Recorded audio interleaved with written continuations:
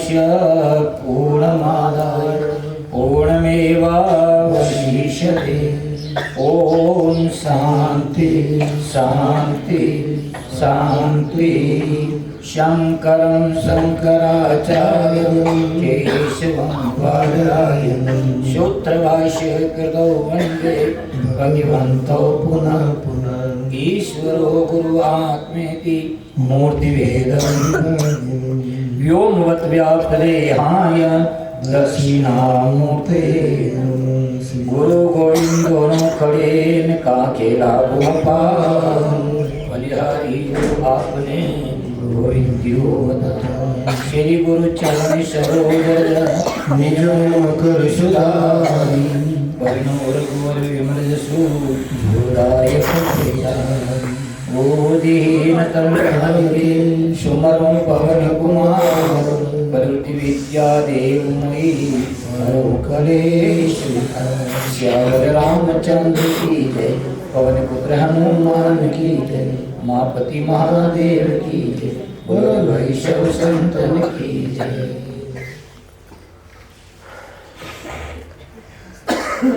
श्री बद्रीनाथ भगवान के पवित्र क्षेत्र में गुरुदेव की महत कृपा से और भगवान हरि के आशीर्वाद से श्रीमद् भागवत ज्ञान सत्य कृष्ण हरि कीर्तन गाज ले सभी बोले श्री कृष्ण गोविंद हरे मुरारी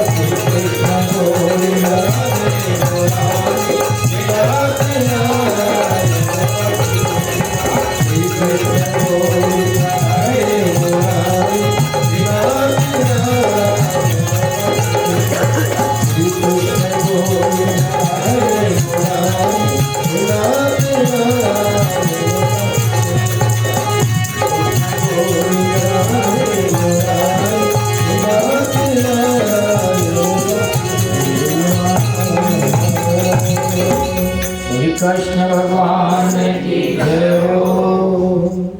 श्रीमद् भागवत ज्ञान सत्र के अंदर प्रातःकाल के सत्र के अंदर भगवान श्री कृष्ण के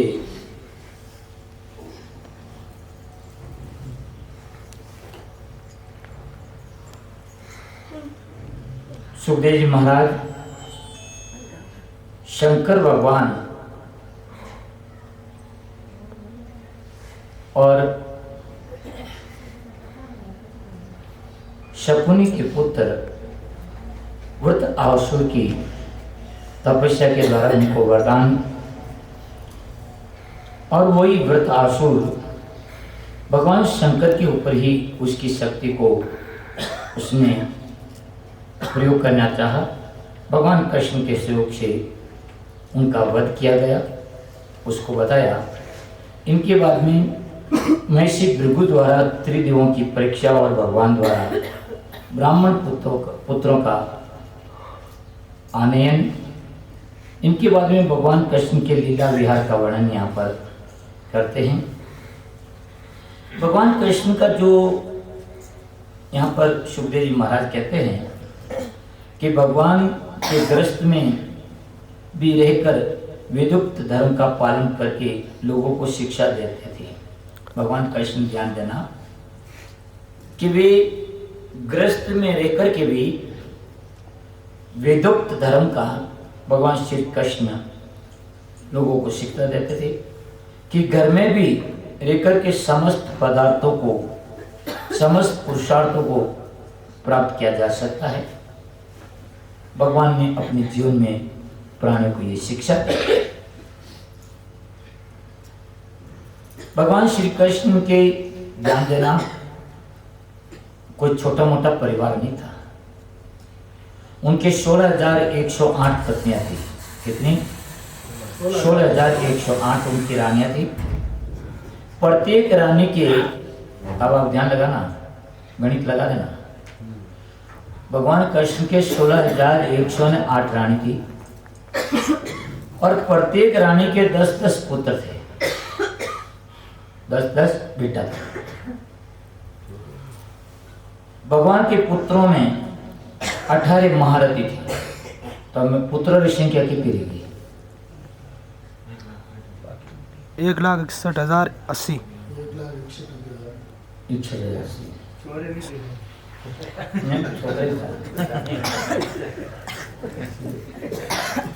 ये 10 का नहीं थी, नहीं सब लड़के थे, नहीं थे, हकीकत है, नहीं थे। कहीं ब्याह का प्रसंग ही नहीं आता उनके छोटे। उनकी एक ही बहन थी, सुभद्रा बहनी थी वो, और जो अर्जुन के साथ में ब्याह हुआ। कई बार भी उनका प्रसंग, उनके कोई कृष्ण के 16,108 रानियां थी और प्रत्येक रानी के 10-10 पुत्र थे, छोकरियां नहीं थी। तो इस तरह से भगवान कृष्ण के खुद के जो छोकरे हैं वे 16,000 और 1,61,080 ये खुद उनके थे। अब यहाँ पर ध्यान देना, कृष्ण खुद माता और पिता गया तीन जोड़ जाने 1,61,083 ना हमें 16,108 में बाती उन्होंने नहीं देव परिवार में कितने मोबाइल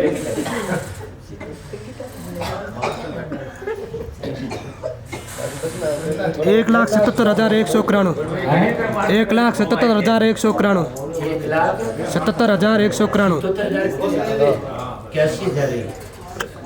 80,000 करो। 16,191। तो इतना बड़ा परिवार था, ध्यान, इतना बड़ो परिवार था, लगभग 2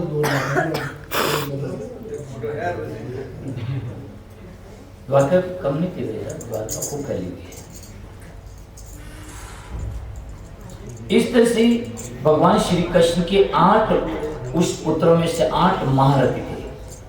उस महारथियों के अंदर प्रद्युम्न, अनिरुद्ध, दीप्तिमान, भानु, शाम, मधु, वृद्धभानु और चित्रभानु, वृक्र, अरुण, पुष्कर, वेदबाहु, श्रुतदेव, सुनंदन, चित्रबाहु, वीरू, कवि और नियुक्त इन सबों में श्रेष्ठ थे। ध्यान देना, ये जो थे ना, इनमें सबसे श्रेष्ठ था प्रद्युम्न। इन सबों के अंदर से सबसे श्रेष्ठ प्रद्युम्न था। प्रद्युम्न वे सभी गुणों में अपने पिता के समान ये प्रद्युम्न था। यदुवंशी बालकों को शिक्षा देने के लिए, ध्यान दीजिए, अब इतना छोकरा था, ये तो थे केवल कृष्ण परिवार हो, दाऊ भैया तो अलग है, वो काउंटिंग में कोई नहीं है, बहुत अटकन थे, पढ़ो जन्म में थे, कहीं पढ़ चुका। यदुवंशी बालकों को शिक्षा देने के लिए 3,80,00,000 उठे अध्यापक था। कितना उन छोकरों ने पढ़ाने वास्ते 3,80,00,000 उठे अध्यापक आचार्य थे। 3 करोड़। स्वयं भगवान उग्रसेन के साथ एक नील सेना रहती थी। महाराज जो उग्रसेन है ना, उनके साथ में हमेशा एक नील सेना उनके साथ में थी। नील सेना, इकाई गई, सैकड़ों, हजार, 10,000, लाख, 10,00,000, करोड़, 10 करोड़, अरब, 10 अरब, 10 करोड़ नील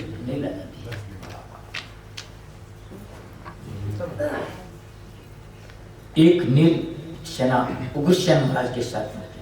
इतना बड़ा उनका श्री कृष्ण का परिवार था वहां की। देव विरोधी दैत्यों का विनाश करने के लिए देवता उस वंश में अवतीर्ण हो गए थे। इस स्कंद में उसका उपसंहार सुखदेव जी महाराज कहते हैं। ध्यान देना, ये देवता लोग ही उनके वंश में यहाँ पर अवतरित हुए।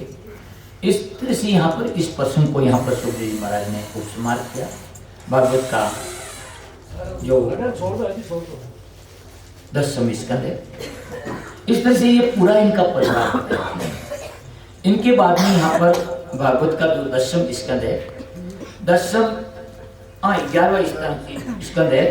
11वें स्कंद के प्रारंभ के अंदर ऋषियों के द्वारा यदुवंश को संहार का श्राप मिलता है। अब ध्यान देना, भगवान श्री कृष्ण अवतरित होकर के पृथ्वी का बहुत बड़ा भार हल्का किया था। मथुरा में लेकर के जरासंध कितनी बार आक्रमण किया, उस सेना को खत्म किया। उस काले वन की 3 करोड़ मिली सेना थी। महाभारत के अंदर बहुत सारा विनाश हुआ। उनके बावजूद भी भगवान कृष्ण का इतना बड़ा परिवार श्री कृष्ण को आश्रय पाकर के बहुत पृथ्वी के ऊपर भार था। सुखदेव जी कहते हैं कि भगवान कृष्ण ने श्री बलराम जी तथा यादवों के साथ रहकर के दैत्यों का वध करके पृथ्वी का भयंकर भाग उतारा था। पृथ्वी का बहुत बड़ा भाग उतारा, परंतु इनके बाद भी कपटपूर्ण जुए, पांडवों का अपमान, द्रौपदी के केस खींचना इत्यादि क्रियाओं के द्वारा पांडवों को क्रुद्ध बना दिया। इस तरह से पांडवों और कौरवों में परस्पर कलह को उत्पन्न करके परस्पर उन दोनों पक्षों को एक दूसरे का निमित्त बना करके राजाओं का विनाश किया। ध्यान देना, कौरव और पांडवों को आपस में उनके लड़ा करके बहुत बड़ा राजाओं का विनाश किया। इस तरह से भी पृथ्वी के भार को उन्होंने दूर किया। इनके बाद भी भगवान ने सोचा कि पांडवों के द्वारा दुष्ट राजाओं की सेना का संहार करने पर भी मैंने पृथ्वी का बहुत बड़ा भार तो हल्का तो कर दिया, परंतु आज भी दुर्दर्शन यदुवंश पृथ्वी पर बना हुआ है। आएगी कौन?